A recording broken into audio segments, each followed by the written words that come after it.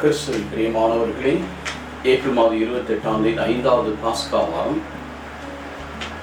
ஆண்டவருடைய கனி மிகுந்த மக்களாய் நாம் வாழ வேண்டும் என்று அழைப்பு விடுக்க, திருத்துதல் 9வது 26-39 வசனங்களும், 1 பேதுரு கடிதம் 3வது அதிகாரம் 18 24 வசனங்களும், யோவான் நற்செய்தி 15வது அதிகாரம் 1-8 வசனங்களை அடிப்படையாக கொண்டது. நாம் கனி கொடுத்து வாழ என்னை மறவாய் இயேசுநாதா, உந்தன் தயவால் என்னை நடத்தும். தாய் தன் சேனையை மறந்து விட்டாலும் மறவின் உன்னை என்றதாலே ஸ்தோத்திரம். வரைந்தீரன்றோ உமுள்ளம் கையில், வல்லவ உந்தன் புகலிடமே. என்னை மறவாயேசுநாதா, உந்தன் தயவால் என்னை நடத்தும். ஆமாண்டவரே, உடைய தயவாலைகளை நடத்தும். உடைய தெய்வீக அன்புக்குள் எங்களை வைத்து நீர் மறைத்துக் கொள்ளும்.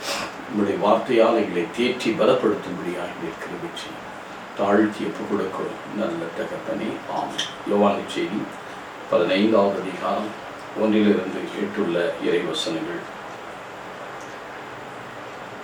மெய்யான திராட்சை செடி நானே, என் தந்தை அதை நட்டு வளர்ப்பவர்.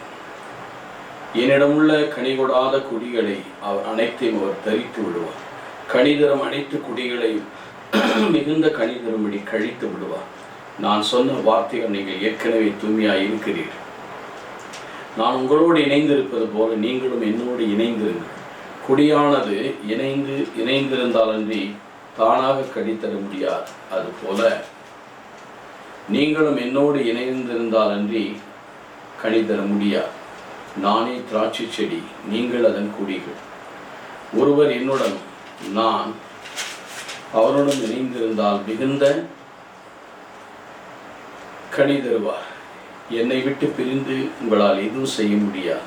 என்னோடு இணைந்திராது கொடியை போல தரித்தெறியப்பட்டு உலர்ந்து போவது. கொடிகள் கூட்டி சேர்க்கப்பட்டு நெருப்பிலிட்டு எரிக்கப்படும். நீங்கள் என்னுள்ளும் என் வார்த்தை உங்களுக்குள்ளும் நிலைத்திருந்தால் நீங்கள் விரும்பியதெல்லாம் கேளுங்கள், நடக்கும்.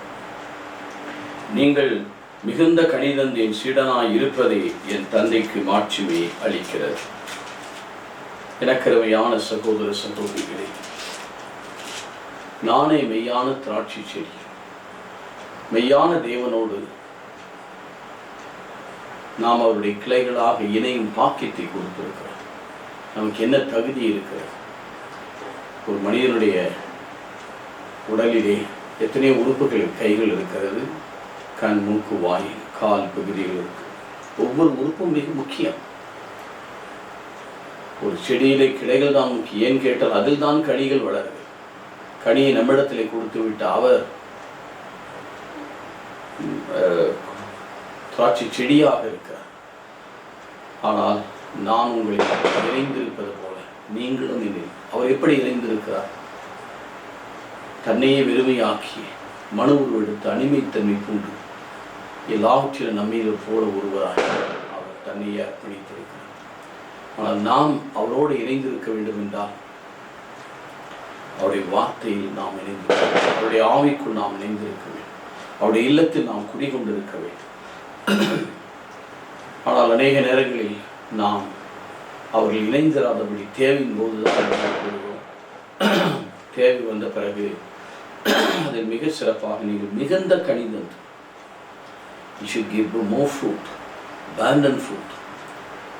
அவருடைய சீடராய்விட, சீடர் என்றாலே கனி கொடுக்க வேண்டும். அதுவே தான் யோவான் 15-16 சொல்லப்பட்டிருக்கு. நீங்கள் மிகுந்த கனிதந்து, நீங்கள் உலகில் நீங்கள் என்னை தேர்ந்து கொள்ளவில்லை, நான் தான் உங்களை தேர்ந்து கொண்டேன். உலகில் சென்று கனிதர முடியாது, உலகில் கனிதர முடியாது. பட் ஆனால் நீ உலகில் சென்று கனிதரும் அந்த கனியில் நிலைத்திருக்க முடியாது, நான் உங்களை ஏற்படுத்தினேன். எனக்கு அருமையான சகோதரர், கனி என்றால் என்ன? மனித வாழ்வில் இருக்க வேண்டிய சமாதானம், சந்தோஷம். கலாத்தியர் 5:22 சொல்லப்பட்டிருக்கிறதே பரிசுத்தாவுடைய கனிகள். இவைகள் அனைத்தும் நம்முடைய வாழ்க்கையில் இருக்கும். ஆனால் அநேக இடங்களில் சமாதானம் இல்லை, உண்மை இல்லை, நேர்மை இல்லை, அமைதி இல்லை, சாற்றல் இல்லை, ஆசீர்வாதம். பணம் இருக்கிறது, பொருள் இருக்கிறது, வீடு இருக்கிறது, உறவுகள் இருக்கிறது, பந்தங்கள் இருக்கிறது, பாசங்கள் இருக்குது, எல்லாம் இருக்குது ஆண்டவரை தவிர. அதுதான் என்னை தெரிந்து apart from you can do nothing, but with me you can do wonders. நீங்கள் என்னோடு இருந்து நீங்கள் கனி கொடுக்க வேண்டும் என்று விரும்புகிறார். இன்றைக்கு நாம் ஆண்டவரோடு இணைந்திருக்க அவர் தன்னையே தாழ்த்தி விரும்பியாக்கினார். அதே போல நம்முடைய உள்ளம் மனம் வருந்த வேண்டும், மனம் திரும்ப வேண்டும், அவரிடம் திரும்ப வேண்டும். We should turn back. திரும்பி வந்து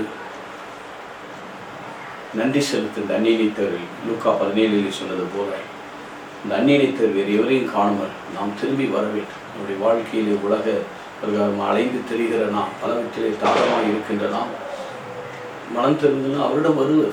எப்படி இந்த மைந்தன் திரும்பி வந்த போது அவனுக்கு ஒரு நல்ல வீடு கிடைக்கும், உறவு கிடைத்தது, உறவு கிடைத்தது. காணாமல் போனான், செத்து போனான், மீண்டும் உயிர் பெற்றான், மீண்டும் கண்டெடுக்கப்பட்டார். இன்றைக்கு நம்முடைய வாழ்க்கையிலும் தேவனுடைய கரம் மிகுந்த கனிதந்து அவருடைய பிரசன்னத்திலே நாம் வாழ வேண்டும் என்றால் நாம் அவரோடு இணைந்திருக்க வேண்டும். தேவையற்றெல்லாம் அவர் கழித்து விடுவார். மிகுந்த கணிதரும் கழித்து விடுவார். சில நேரங்களில் பலவற்றில் தேவையற்றவெல்லாம் ஆண்டவர் எடுத்து போடுவார். நாம் அவைகளிலே ஜாக்கிரதையாக இருந்து நாம் உண்மையிலே அவற்றையெல்லாம் கழித்து மிகுந்த கணிதம் அது கடவுளுக்கு தந்தைக்கு மிகுந்த கணிதம் சீடனாக இருப்பதே தந்தைக்கு மகிமை என்று சொல்லப்பட்டிருக்கிறார். It's a glory of the Father. அப்படி என்றால் தந்தைக்கு மகிமை செலுத்த வேண்டும் என்றால் உண்மையிலே நாம் கனிமிகுந்த வாழ்க்கை வாழ்வது. அப்படி நாம் சந்தோஷமாக நிறைவுள்ளவர்களாக இவ்வுலகிலும் மறுவுள்ள வாழ்வை ஆதாயமாக்கி தேவனுக்குள் நாம் நிறைவு பெற்று தேவ மகிமையை இந்த உலகத்திலே யாராவது என்னை மகிமைப்படுத்தினால் நான் மகிமைப்படுத்துவேன் என்று சொன்னார் அல்லவா? அவர் நம்மை மகிமைப்படுத்தும் போது விண்ணக மகிமை வாழ்வுக்கு நம்மை அழைத்து செல்வார். அவரோடு முகமுகமாய் தரிசிக்கும் நிறைவுள்ளவர்களாக இருக்க இறைவனுக்கு ஒப்புக் கொடுப்போமா? நேற்றும் இன்றும் என்று மாறாத எங்கள் நல்ல ஆண்டவரை நீரே போதுமானவராக இருக்கிறது. தொடர்ந்து எங்களை காத்துக்கொள்ளும் பரிசுத்தமாகும் இயேசுவின் நாமத்தில் நல்ல பிதாவே, ஆமென்.